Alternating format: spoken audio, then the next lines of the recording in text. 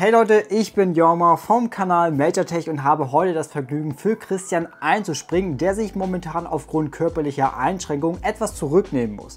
Deswegen werdet ihr mich in den nächsten Wochen hier noch einige Male sehen. Wenn ihr neugierig seid, was ich sonst so mache, schaut gerne auf meinem Kanal MajorTech vorbei. Den Link findet ihr unten in der Videobeschreibung. Ein Hinweis noch, natürlich sage ich in diesem Video sein Skript, so wie es auch sonst wäre. Und da würde ich sagen, geht es jetzt auch direkt los. Ihr habt hier auf dem Kanal zwar schon einen ausführlichen Vergleich zwischen dem Pixel 9 Pro und dem iPhone 16 Pro gesehen, aber tatsächlich noch keinen ausführlichen Testbericht zu Googles neuem Smartphone. Das liegt aber nicht daran, dass ich keine Lust hatte, das zu machen, sondern vielmehr daran, dass ich A, viele andere Projekte hatte und B, natürlich einen möglichst realistischen Eindruck davon geben möchte, was das Smartphone nach 4 Wochen Nutzung tatsächlich alles zu bieten hat. Von daher seid gespannt, was ich euch in den nächsten Minuten zu berichten habe. Es gibt viel Gutes, aber auch ein paar Kritikpunkte. Ich wünsche euch ganz viel Spaß. Wenn man das Pixel 9 Pro in die Hand nimmt, und das habe ich glaube ich auch schon in meinem Vergleich zum iPhone 16 Pro gesagt, dann fällt auf, dass das Grunddesign des Gehäuses hinsichtlich Rahmengestaltung, flachem Display und Rückseite sehr ähnlich zu Apples Smartphone ist. Und ich muss auch sagen, dass genau das für mich in diesem Jahr den Wechsel vom iPhone zum Pixel 9 Pro umso einfacher gemacht hat. Es fühlt sich einfach unglaublich gut an, sieht hervorragend aus und besitzt dennoch mit dem Kamerabumper auf der Rückseite ein Merkmal, durch das es sich von der Konkurrenz abhebt. Das ist für mich ein Punkt, bei dem ich bei Apples Designphilosophie tatsächlich übersättigt war, denn dort bekommt man Jahr für Jahr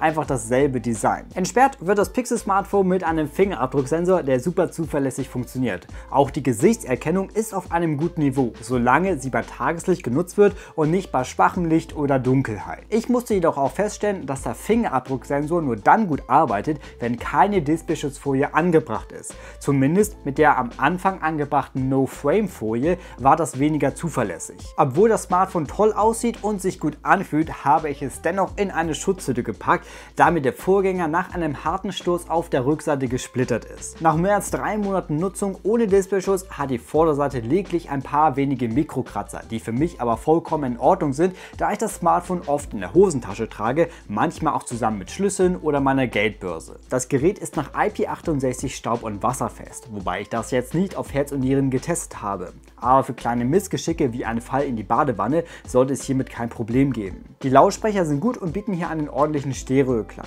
Allerdings sind sie nicht auf dem Niveau eines Galaxy S24 Ultra oder eines iPhone 16 Pro. Hier könnte Google meiner Meinung nach noch etwas nachbessern. Weiter geht's dann jetzt aber zum Thema Display. Wie bereits im Vergleich zum iPhone 16 Pro erwähnt, hat das Pixel 9 Pro ein hervorragendes Display mit einem sehr angenehmen Format mit einer Größe von 6,3 Zoll. Obwohl es mit bis zu 3000 Nits in der Spitze extrem hell werden kann, fällt mir hier nach mehreren Wochen Nutzung immer wieder auf, dass die Grundhelligkeit für meinen Geschmack etwas zu dunkel ist, da ich Displays tendenziell heller einstelle.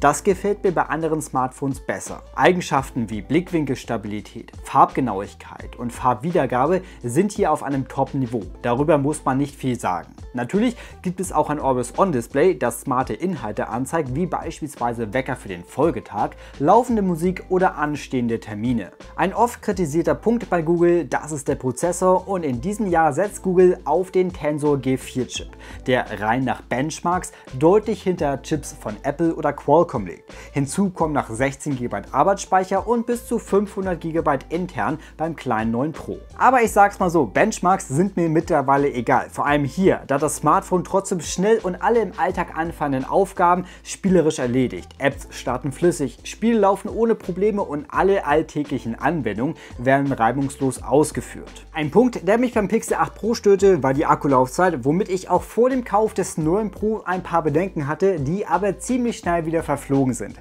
Gerade jetzt, wo ich dieses Skript schreibe, haben wir 1923 und ich habe noch 40% Akku. Bisher habe ich einige Podcasts und Hörspiele gehört, war trainieren, habe Wegstrecken aufgezeichnet und mich viel auf Social Media rumgetrieben. Selbst bei anstrengenden Tagen war es daher für mich nie ein Problem, durch den Tag zu kommen.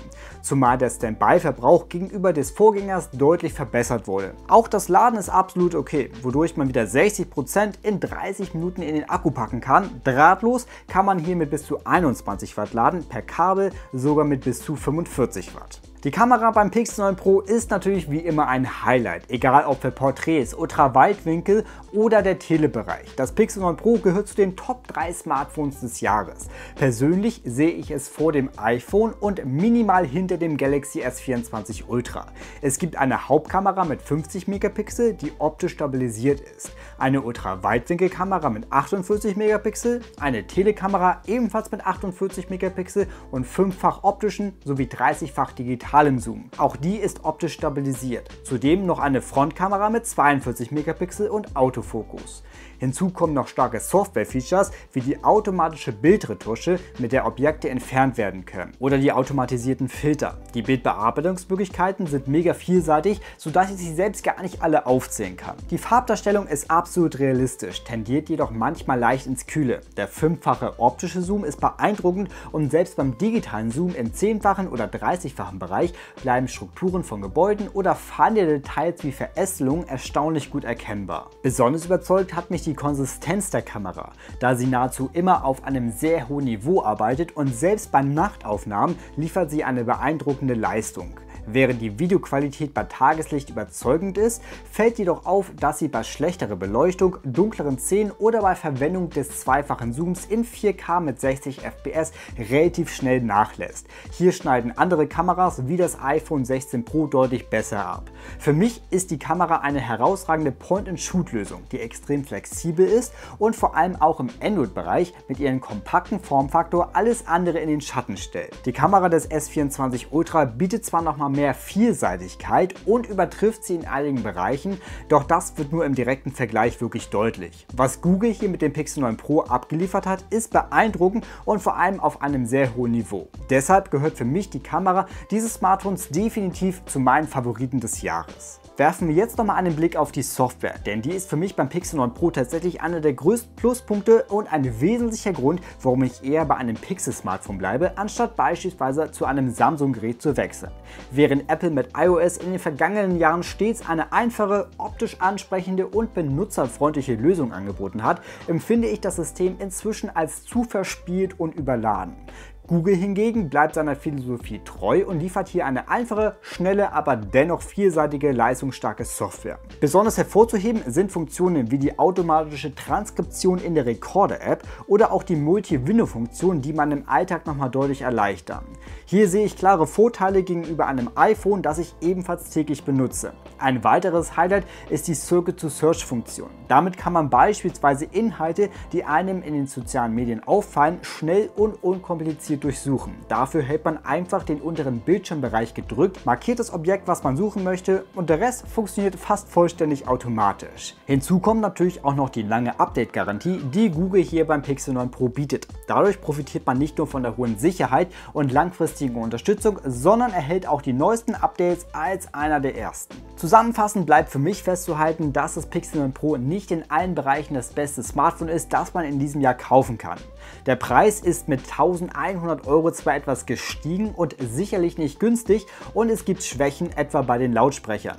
Auch der Prozessor ist faktisch nicht der beste und bei der Videofunktion sehe ich durchaus Nachholbedarf, da hier zum Beispiel das Galaxy S24 Ultra oder auch ein iPhone 16 Pro deutlich besser sind. Was mich aber dennoch beim Pixel hält, das ist die tadellose Software, die schnellen Bedienmöglichkeiten, die super Akkulaufzeit mit einem hervorragenden Standby-Verbrauch und die trotzdem gute Performance, obwohl hier nicht ein ganz so starker Prozessor verbaut wurde. Natürlich darf auch hier das absolut hervorragende Kamerasetup nicht vergessen werden, das im Bereich Fotografie für mich zu den Top 2 des Jahres gehört. Während ein Galaxy S24 Ultra eine ähnliche Qualität liefert, packt Google diese Technik in ein deutlich kleineres Gehäuse. Mit 6,3 Zoll ist das Pixel 9 Pro ein kompaktes Gerät, das mit erstklassiger Technik überzeugt und für einen größeren Teil der Bevölkerung besser zugänglich ist. Wenn ihr das Pixel 9 Pro bereits besitzt oder mit dem Gedanken spielt, eins zu kaufen, dann hinterlasst gerne einen Kommentar. Ich bin auf jeden Fall gespannt, wie ihr die Stärken und Schwächen einschätzt und warum ihr euch für dieses Smartphone entschieden habt oder entscheiden würdet.